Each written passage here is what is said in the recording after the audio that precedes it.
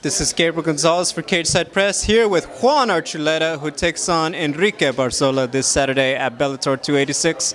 Juan, big month for the camp. Obviously, you got Pico on this card, TJ's coming up, a lot of your guys in big fights and want to do well. For yourself, just what's it like to kind of latch on to that energy a little bit? Obviously, your own fight, but when everyone's working, I'm assuming it's just a different vibe. Oh yeah, you guys.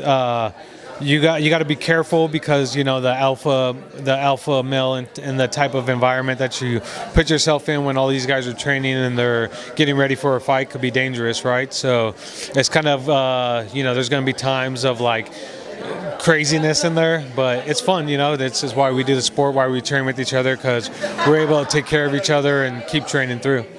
Now, do you still work with Sam Calavita? Is he still running everything, the strength conditioning at the training lab? Yeah.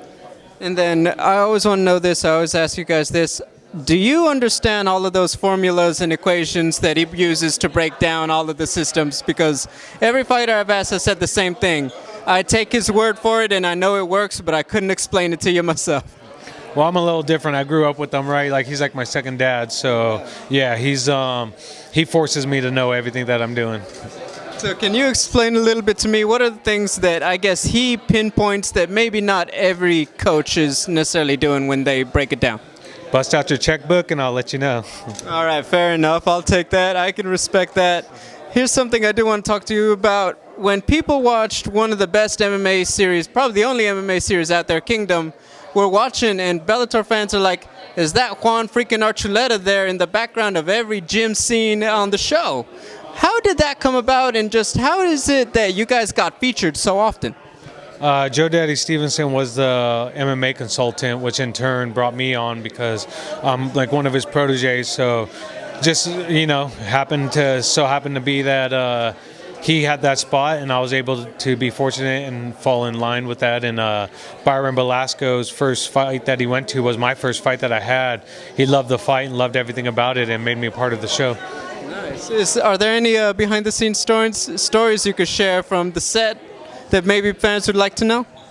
Yeah, I mean there's a bunch, right? Like getting to hang out with Nick Jonas, like leaving set, going out to Vegas, watching some of his concerts, and going out hanging out with him after, and like even in New York, I was fighting, and I got a call from him. He's like, "Hey, meet me at this building." I was like, "All right," and then we got to hang out and enjoy the night I knocked out Dudu Dantes, and he had him and Bianca were just announced engagement, so that was pretty cool, Now, obviously, you had Jonathan Tucker, Nick, Frank Grillo.